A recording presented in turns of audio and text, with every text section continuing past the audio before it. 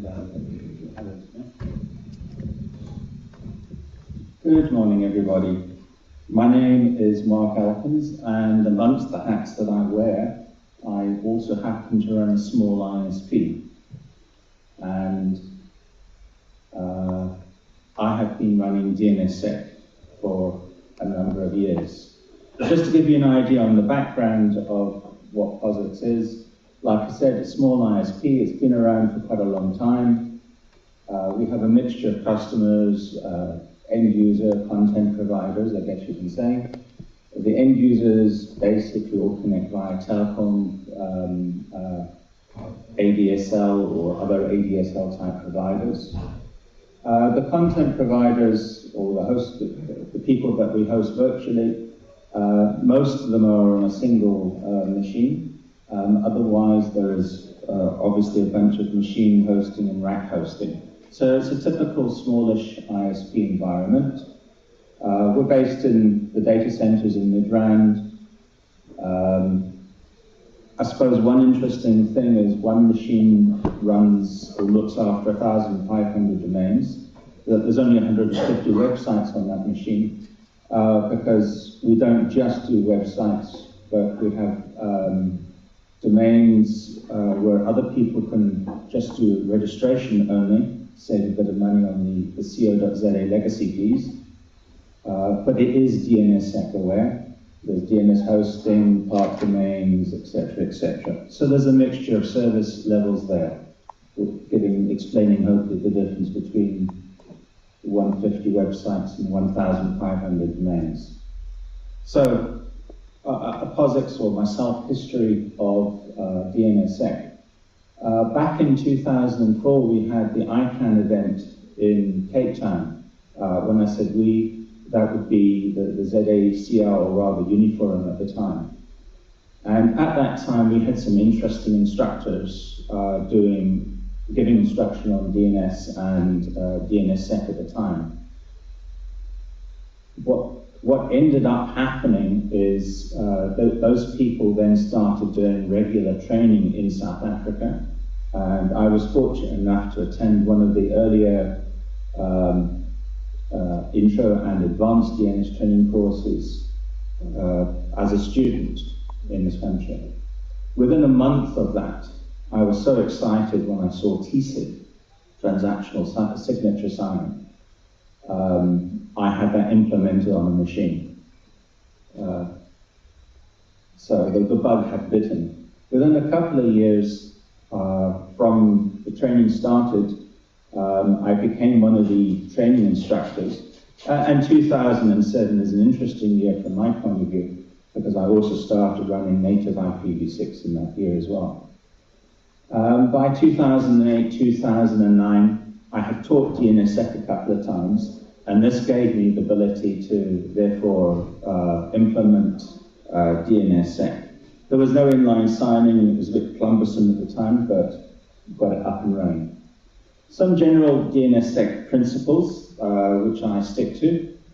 I was already using bind, so I was using bind to sign domains, or rather I was using a bind within scripts to sign domains.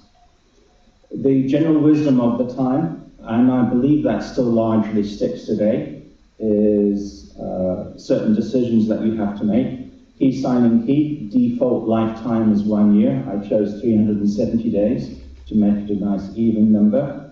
2048 bits, it's pretty standard, and lifetime of 1 year. The ZSK, or the zone signing key, 1024 bits, 1 month lifetime, I chose 34 days. I believe this general wisdom is still appropriate, although there are a number of people saying that ZSKs should perhaps go to 2048 bits. Probably wisdom is probably halfway between 1024 and 2048, but never mind. I run my keys overlap by a good 50%. What I mean by that is, in fact, I create a new key signing key every 6 months. And so there's an overlap of about 6 months between creating a new key signing key and removing the old one. And that's more from the point of view that, well, this is scripts. There isn't that much automation out there, certainly when I started this, and sometimes it takes a month or so before a full key signing key rollover can really start and finish. Just because your side is working doesn't mean to say that the other side is working. So that was more safety. NSEC,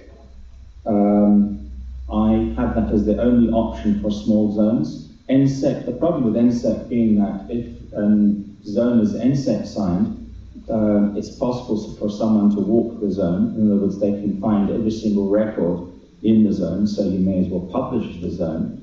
So a number of my zones are very, very small. It's basically a WW record, an FTP record, a mail address, etc. And if it's really easy and clear and I'm not trying to hide anything, then NSEC is fine. NSEC 3 is a lot more complicated, or when you look at the zone, it's a lot more complicated.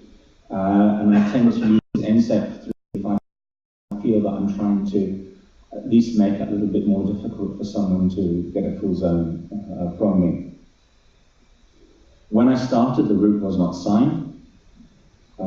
So I, back then, and even still today, still use the DLD look-aside system, domain look-aside validation at isc.org. Root obviously has been signed since then, and DLD now has announcements that they are turning down the services over the next year or two. When I started, we were working with algorithm 5, which meant that if you wanted to do NSEC 3, it was you used to have to use one particular protocol for NSEC 3 and a different protocol for NSEC. Nowadays, it's much simpler. We're using protocol 8, and it's really easy. And if you think that doing a key rollover is, one has to be careful about doing it in the right order and leaving it for long enough, etc. Doing an algorithm rollover is even more fun. I actually managed to script that, and it worked. So one of my machines, like I said, looks after about 1,500 domains.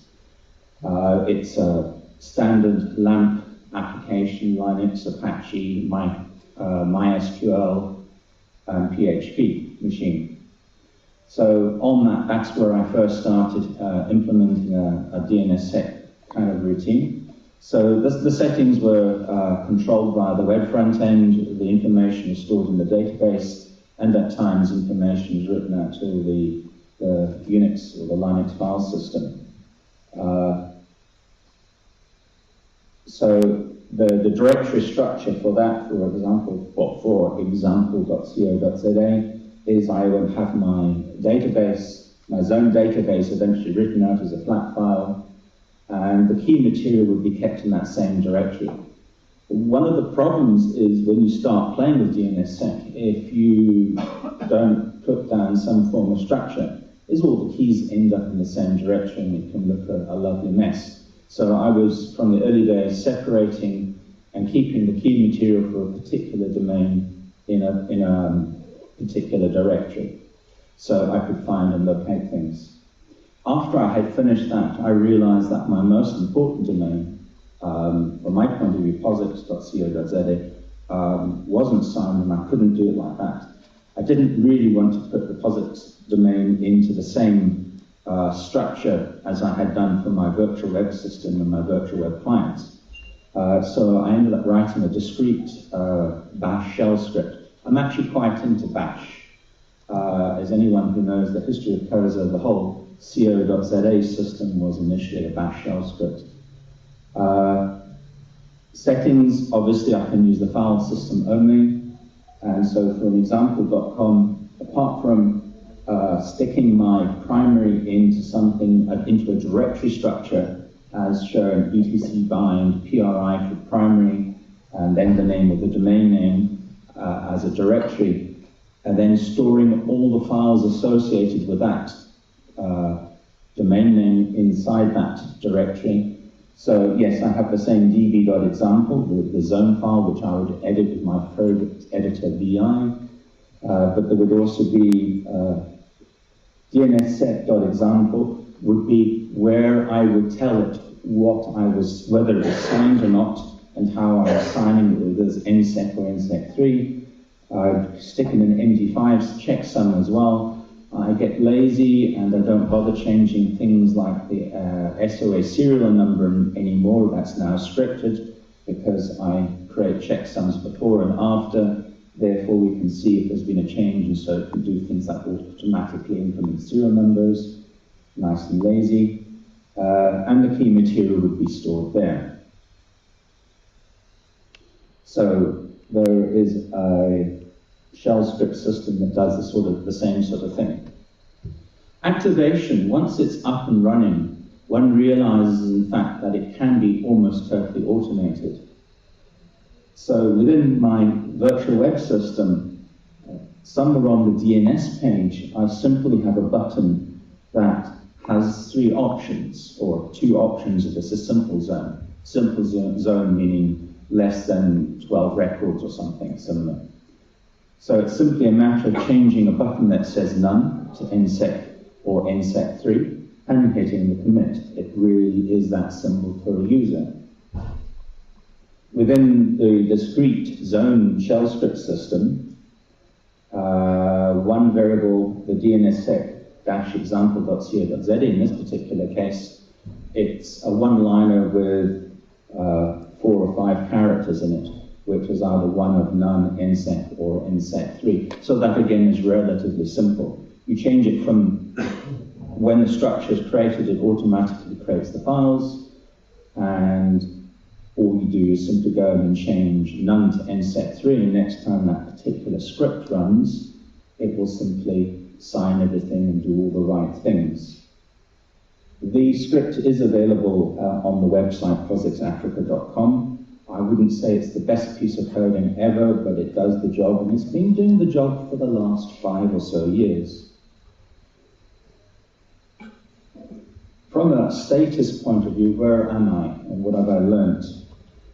There are basically 3 entities using DNSSEC, POSIX itself, and 2 other entities.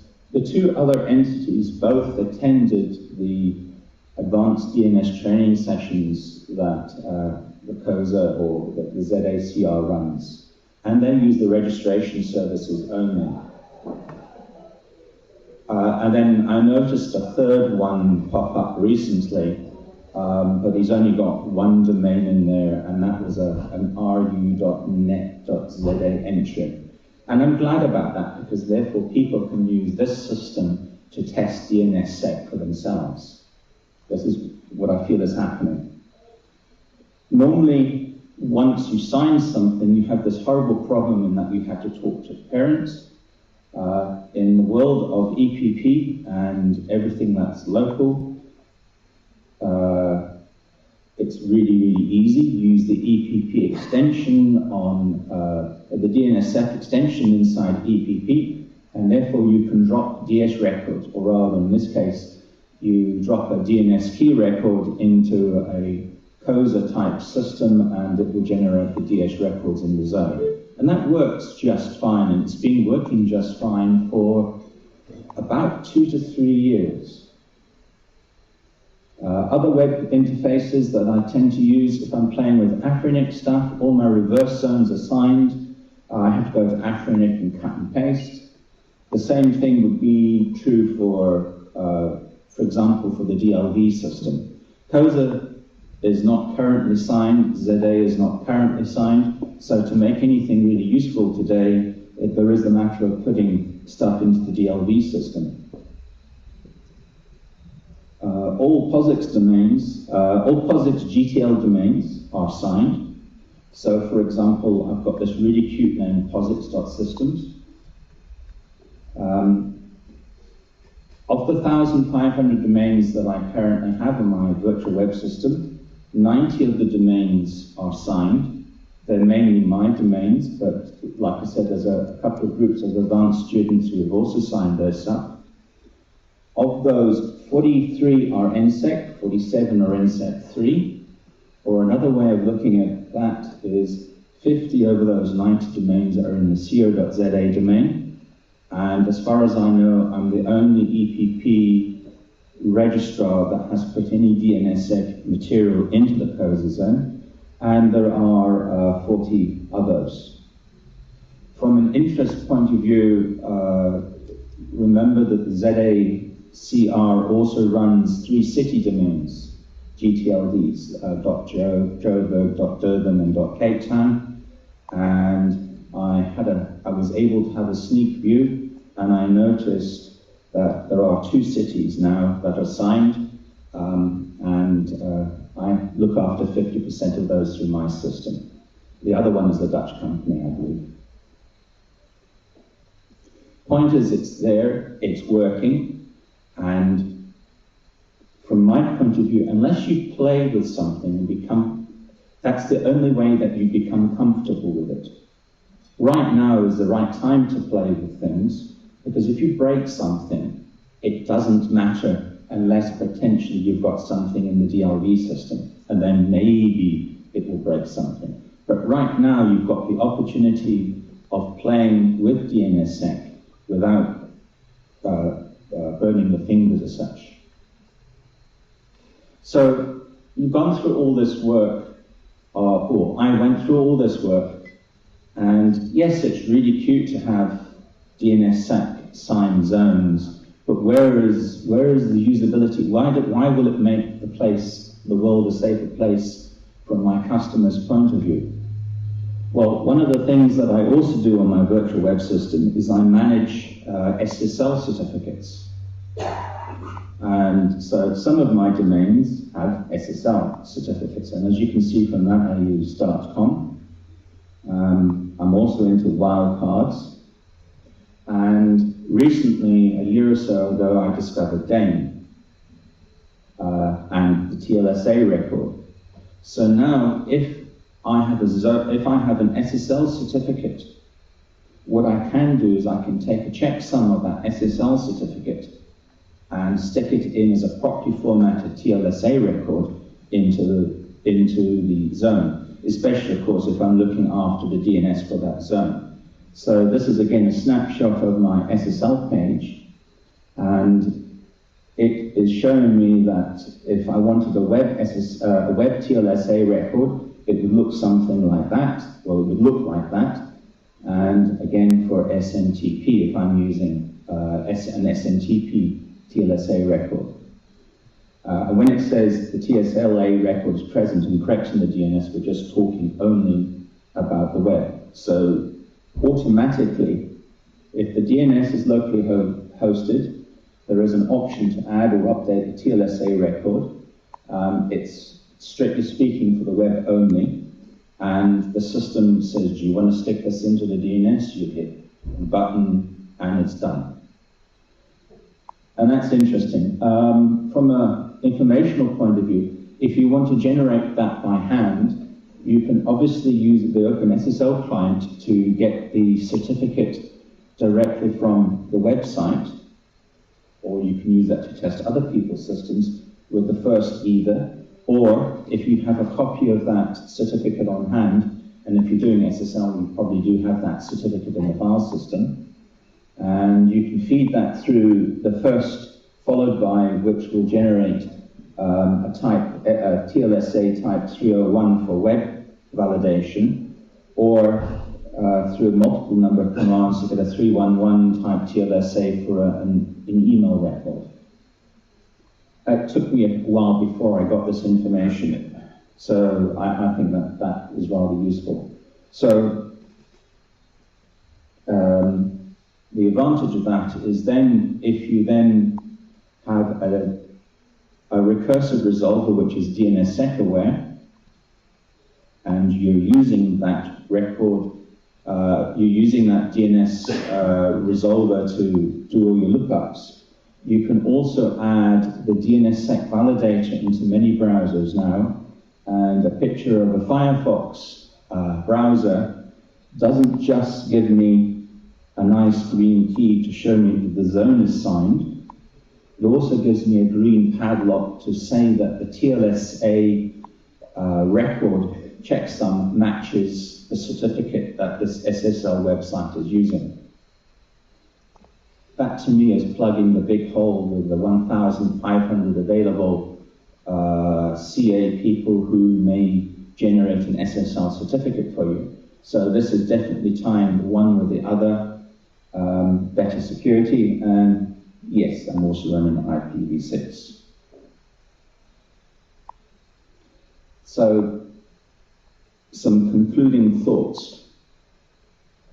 What still do I have to do? I need to better understand how the TLSA in email systems work. Exim, which is what I use rather than Postfix, now supports TLSA, and therefore there needs to be a little bit more understanding of the protocols, etc. there. To make the MTA work properly, I really need to be in a DNSSEC chain from the root downwards. So I need to lean on people to get ZA signed and to get co.za and the other second levels in South Africa also signed. Although I believe that there is some stirrings to at least get COZA and a couple of the other second level signs now. From an audience point of view, that should be good news, because that will allow you to test co.za signed, DNSSEC signed domains easier without having to go through the look-aside system. Therefore, you can test in a safer environment. And you'll only have a window probably of 3 or 4 months or something in which you can play with that safely. So I would suggest people look at that. HSMs, everyone should be putting your signatures into some form of HSM. And hardware for HSMs can be prohibitively expensive, but some hardware can be really cheap and natty. I have something that looks like a SIM card, which is really an HSM on a SIM card with a card reader, and that works. It's extremely slow and cumbersome, but it works. But there's absolutely nothing wrong probably with soft HSM, which works properly hand in hand with stuff like Bind.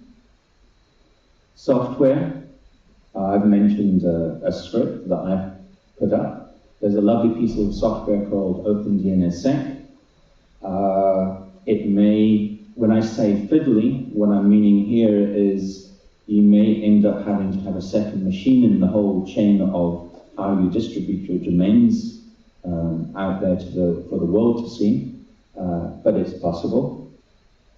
Resolvers. This is a really easy one, and I like to think that one of the successes of the DNSSEC training course that we hold every 6 months or so is that one of the people that came on that course was Telkom, or Sykes, and I understand that Sykes runs a DNSSEC-aware resolver now. So a large portion of the population is actually doing DNSSEC without having to use the 8.8.8.8 name server to do things. And I've just gone underneath there, authoritative and recursive service should always be kept separate. You certainly need to do that in a DNSSEC environment. Lock-in. Why would an ISP offer DNSSEC? Well, if you're offering DNSSEC and you're offering this extra security to your customers and it's working, and let's say that in 6 months' time we've got ZA signed or something, I have no idea, no crystal ball here, then the people that do it first, it's going to be making it a lot more difficult for the customers to consciously get up and go to a different provider if the different provider does not support DNSSEC.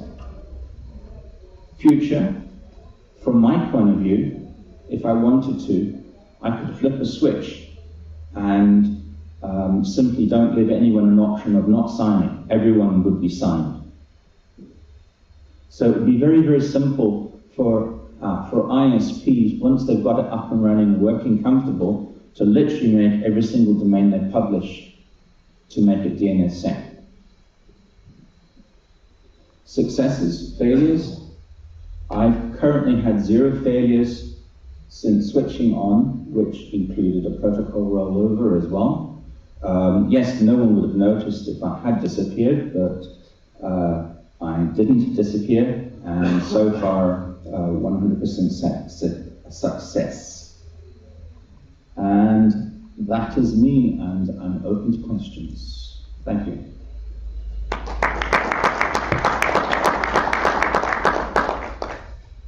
Questions?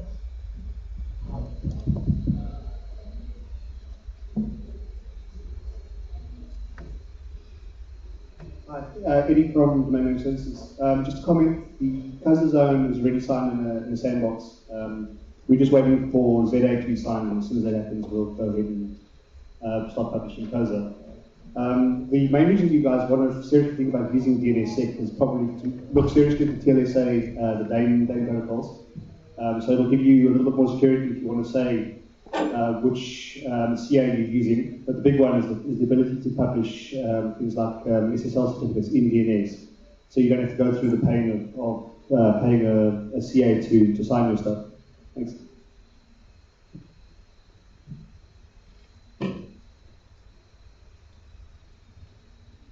Okay. And there, I thought I presented it so well, no one would have any questions. Actually, I put up my hand before there was one question.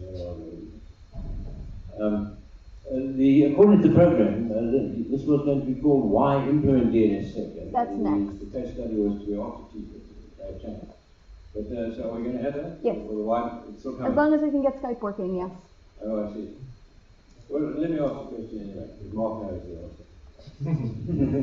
Mark, I saw among the new global TLD, a couple about 10 days ago, I looked at a website published by ICANN, that of the 7.1 million new delegations under the 739 active new GTLD, less than 1% were signed. Something like 68,000 were signed out of 7.1 million. In the case of Cape Town, the figure I saw was that 3 out of 5,000 had been signed. So the question really belongs under the question why in the DNSSEC. But I'm curious as to why there is so little interest, why it's so slow. Is it the case that the threat that DNSSEC, or threats that DNSSEC protects against, it's overrated or not that serious? Are there war stories about people who wish they had implemented DNSSEC and would have avoided serious damage if they hadn't? So why is it so slow? Why is it not moving? Yes, why is the uptake so slow?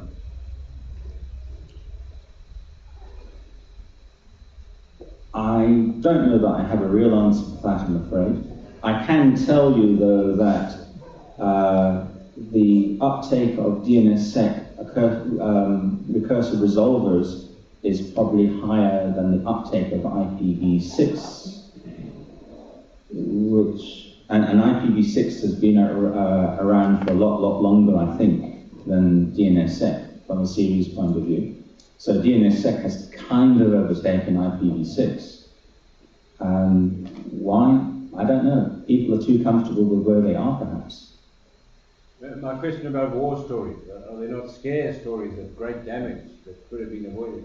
I have a lovely slide in a presentation that I'm doing a workshop on Friday morning on DNSSEC, and in there I have this lovely slide from when we used to run a netcache server, and some customer rang up and said he went to Microsoft and he ended up on a porn site.